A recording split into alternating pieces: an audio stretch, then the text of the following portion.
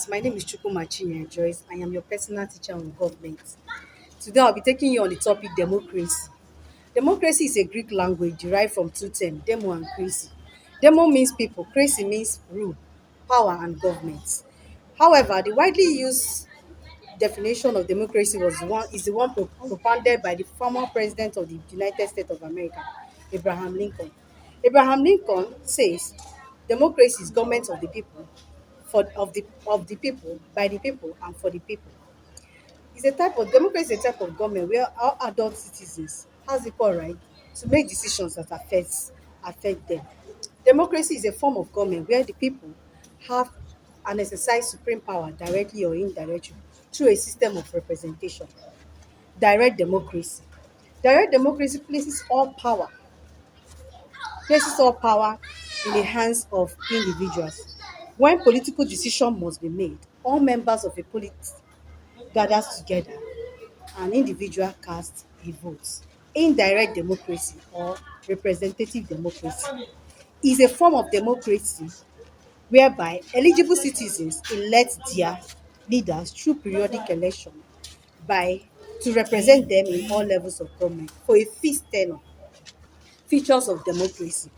Features of democracy are respect for minority rights, the supremacy of the constitution, periodic election, free and fair election, exercise of political parties, majority rules, party system, separation of power between the executive, judiciary and the legislative arm of government, freedom of association and group, equal political rights, universal adult suffrage, independent electoral body, rule of law, transparency and accountability, informal electorate. At this point, I will call on my colleague to tell you about merit, demerit and condition necessary for a successful operation of democracy.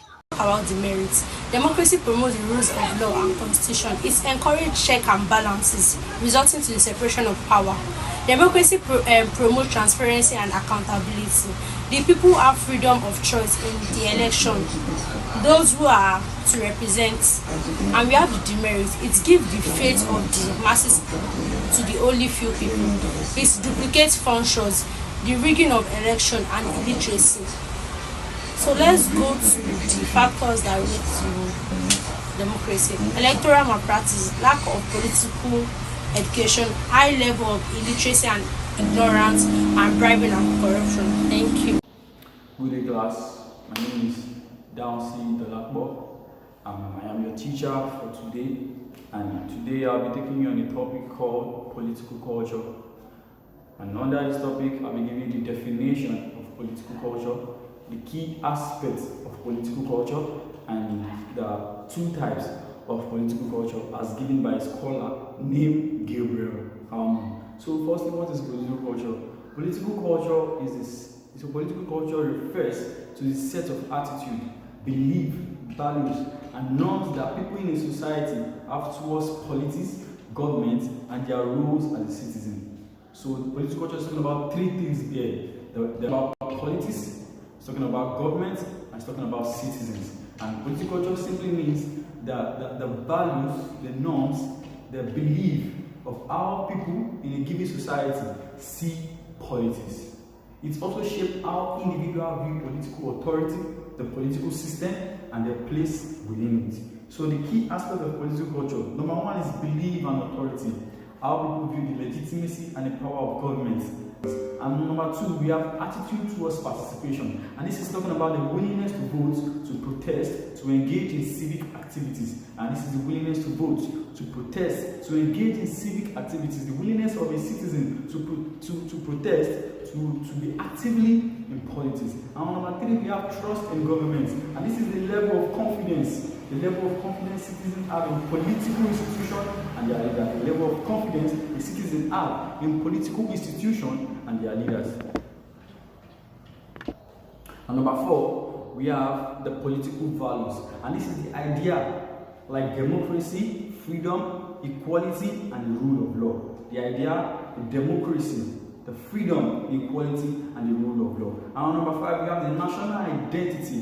This is the feeling of pride, loyalty, alternation from the nation. And on the types of politics given by a scholar called Gilbert Almond, we have number 1 as parochial. And this simply means citizens are mostly unaware or uninterested in politics. It is usually common in a traditional or a tribal society. And number 2, we have the subject type. And this is citizens are aware of the government but have little power to change or influence it. That means citizens have no power, but they have little to no power to change and to influence it. My name is Laura Barakateni. I will be your personal teacher for the day. I will be taking a subject called government, and my topic will be political socialization.